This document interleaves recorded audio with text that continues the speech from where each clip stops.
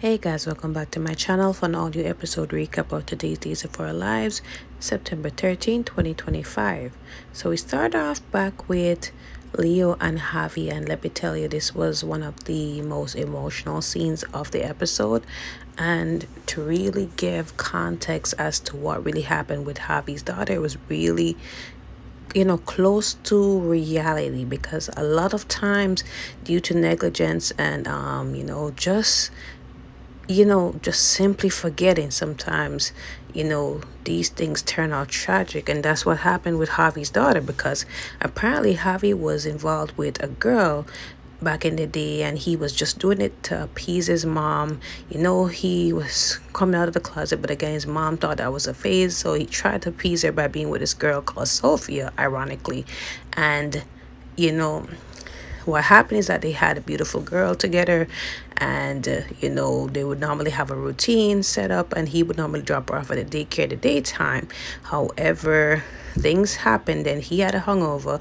She was the one that was supposed to bring the baby to the daycare in the morning. However, she brought the baby to work, and then she completely forgot about the baby, and 20 minutes later the baby is suffering from heat exhaustion. She died on the spot, and by the time he comes and the police comes, they arrest her for negligence and all of that. And he couldn't save her, right? So that really inspired him to become a paramedic, because they were so kind, so so um on response towards everything going on. And it was just emotional seeing Javi go through the whole events of it all, and him blaming himself throughout this, and Leo just has to be there to support him and say, look, it's not your fault. You tried, you tried your best. At the end of the day, it was a horrible accident. And he just embraced him, right? And now he understands why he wants to be holding on to the Sarah so much, because again, he reminds him so much of his baby that he lost. So going on to Sophia, right, and Tate. So they're there before class start, and Tate wants to talk to her about giving him some more information about what's going on with the baby, like the adopted parents' names, anything at all that can help him to research, so that he can actually find his daughter and be close to her, sorry, right? So she's saying that, look, when I had the baby, I was delirious. I really was not coherent to really pick up all the information, which doesn't make no sense, because even if you're delirious and you're in pain and everything, at least you would be paying attention to the person's first and last names, right? So she gave him some, bogus first names, and he was asking her what type of doctor they are, what type of specialty they're in. She doesn't know at this point, because apparently, she was too out of it to really pay attention to that. So again, Tate is saying, like, you're lying to me. Like, why don't you just tell me the truth, right? At the end of the day, like, I was there with you, I supported you. Like, you don't trust me? So she trusts him, but she just can't come forward with the information, right? So Tate is just begging and pleading with her to just understand where he's coming from. He just wants some closure, right? So while he's talking to her, Holly's waiting on him, and she didn't see him appear for class. And we'll get into that at some point. She comes back later after class ends, and she sees Tate with Sophia, and she's wondering, like, what's really going on. And that was where it cut off. So earlier, Holly was there waiting on Tate, and she talks to Johnny a little bit, because it's Johnny's first day as professor at Salem U, and he's just getting prepared to go in. And of course, they talk about her previous crush on him, and she said that's done and over with. And I'm saying that seems like eons ago. She's with Tate now. So she's asking him how's he feeling, actually stepping into this role as professor. And he said that he never expected to be a professor, especially with everything that he went through with the trial, and him having to juggle between that and then also being an executive at Time the Mirror. So it's a lot to really handle. And then him and Chanel are actually trying to adopt a baby. So she's happy to hear that everything is going well for him, and she just wishes him the best. She does tell him about what's happening with Rachel, that she was kidnapped. But sorry, I don't know why I have kidnapped. She was she ran away, right, because of what's happening with her mom, and her mom being locked up and everything, right?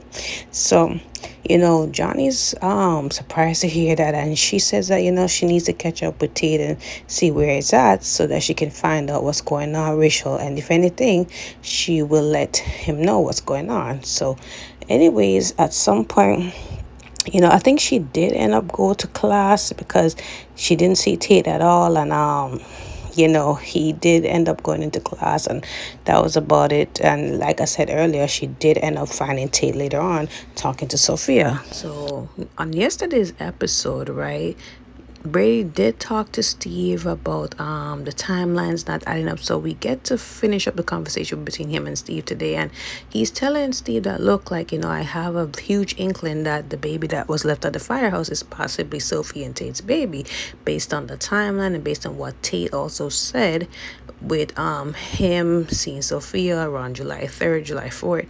And he was trying to touch her belly, he was trying to get close to her, and she just brushed him off. She was just acting weird, and then a lot of other things just not adding up, right?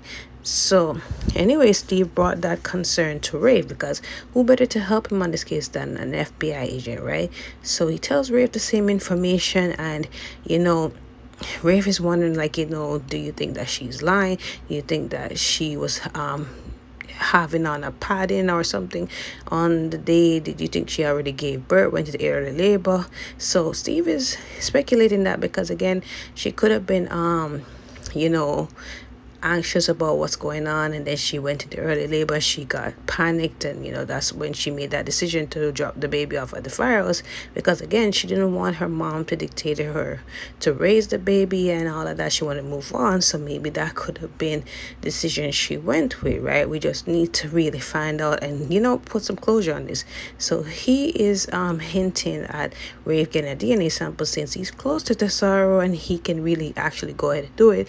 Rafe said, I would definitely try to help you out on that. So Rafe agrees to get a DNA sample and baby Tesoro to see, if it's a match with Sophie and Tate's baby. So Rafe comes home and he sees Javi and Leo, and Javi's just briefing him on the fact that he told Leo what happened back in Texas with his daughter, all of that. So Rafe remembered all of that, and he said that definitely a hard chapter to really get through, and I'm just glad that you have the support that you have right now. And Javi's also thankful for that. So Javi and Leo walk out because it's time for Javi to get back to work. So this is the time where Leo asked him, hey, can you watch Little T while I walk Javi out? So he said, sure, no problem. So he went and sit down with Little T, and then he has the DNA swab and everything, getting ready to swab him to see once and for all if this is actually Sophia's baby, right? So once again, little Miss Rachel is just the chip off the old block, and the old block I mean Kristen, because she figured out how to use rideshare again. Even though her father suspended the account, she used her mom's name this time to get through on a rideshare, and she used the same con story to the guard. That's how she was able to get in. And I'm saying, how can the guard at the jail cell really allow a minor to come in without a guardian, anything like that? It doesn't make sense. But again, it's Salem. So she comes over there to her mom's surprise, and she said, look, I had to see you, and I didn't know if my dad was going to allow me to see you. He said soon, and I don't think that's going to happen, so I had to do what I had to do.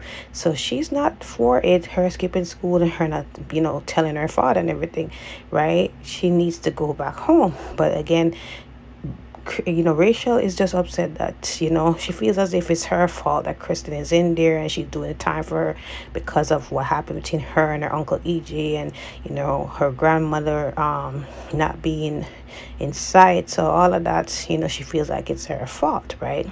So Kristen's assuring her that, look, I already told you it's my responsibility. I'm just taking the responsibility and actually serving the time. I'm sorry that you're feeling this way, and I miss you just as well, right? So Brady got informed from school that Rachel did leave school. Turns out that Rachel, when Holly brought her there, right, Holly actually Rachel actually skipped out of the class when Holly left, and that's how she went up to get the ride share and go to Kristen's prison cell, right? So, anyways, Brady gets the news and Brady rushes over there because at this point, Brady already know where she would have went, and Brady's like, "You can't be doing this. Like I told you not to be doing this at all." And she said, like, "Look, you weren't gonna let me see my mom, and I had to see her." And he's like, "Look, we gotta go." And she's like, adamant, like, "No, this is not gonna happen, right?" So I'm saying, listen, excuse me, little girl. Like at the end of the day, your dad's your guardian and he's in charge. Like you can't just say no, you're not going. At the end of the day, he has the right to say what he has to say.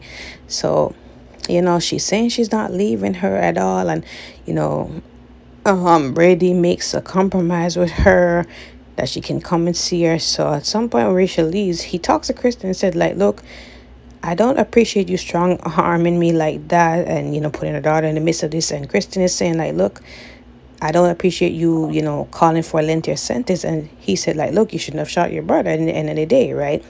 So now we're at this end of it all. And, I feel bad that Kristen has to be serving time. Hopefully Brady can use his brain cells to really understand that Kristen really did it for their daughter. But let me know, guys. Comment below your thoughts on episode. Let me know. Don't forget to like, follow, and subscribe to my channel. I will see you guys next week. I apologize for the delay in the episode coming out, as well as the date. I know I said the 13th, but I should say the 12th. You know it goes sometimes. But see you guys next week.